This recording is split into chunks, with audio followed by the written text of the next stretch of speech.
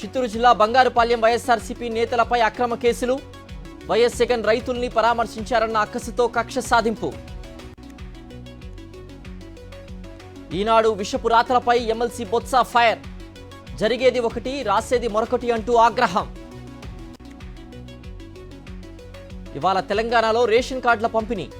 సూర్యాపేట జిల్లా తిరుమలగిరిలో కార్యక్రమం. లబ్ధిదారులకు అందజేయనున్న సీఎం రేవంత్ రెడ్డి. 10 ఏళ్ల పాలనలో బీఆర్ఎస్ ఒక్క రేషన్ కార్డు ఇవ్వలేదు. కొత్తగా 3.54 లక్షల కార్డులు ఇవ్వబోతున్నామన్న పొంగులేటి. తెలంగాణలో రిజర్వేషన్ల చుట్టూ రాజకీయం. స్థానిక సంస్థల ఎన్నికల లక్ష్యంగా పార్టీల ఎత్తులు. తీన్మార్ మల్లన్న వ్యాఖ్యలపై డీజీపీ ఆఫీసులో కవిత ఫిర్యాదు. మల్లన్నపై కేసు నమోదు చేసేలా చర్యలు తీసుకోవాలని వినతి.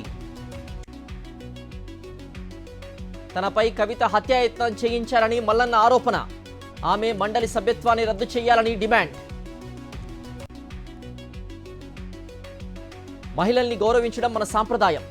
కవితపై మల్లన్న వ్యాఖ్యలు సరికాదన్న టీపీసీసీ చీఫ్. ఎమ్మెల్సీ తీన్మార్ మల్లన్నపై మహిళా సంఘాల ఆగ్రహం.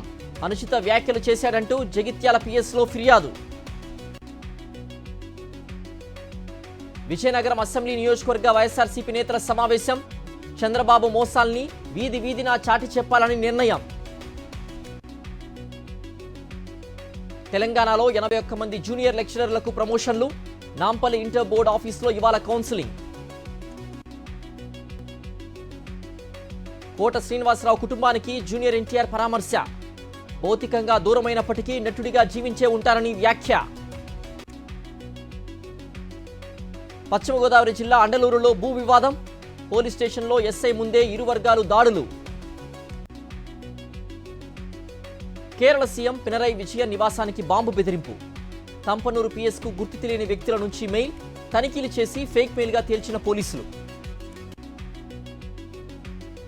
భారత్లో ఇండియన్ రైల్వే కీలక నిర్ణయం. అన్ని కోచ్లకు సీసీ కెమెరాలు. ప్రయాణికుల భద్రతకు పెద్దపీట వేస్తూ అమలు. ట్రంప్ సర్కార్కు బిగ్ షాక్. ఎఫ్బీఐకి రాజీనామా చేసే యోచనలో క్యాష్ పటేల్. గాజాలో మరోసారి ఇజ్రాయెల్ దాడులు. 30 మంది మృతి. మృతుల్లో 6 చిన్నారులు. రసవత్రంగా లార్డ్స్ టెస్ట్. భారత్ టార్గెట్ 193 పరుగులు. లక్ష్య ఛేదనలో 4 వికెట్లు డౌన్. విజయానికి 135 పరుగుల దూరం.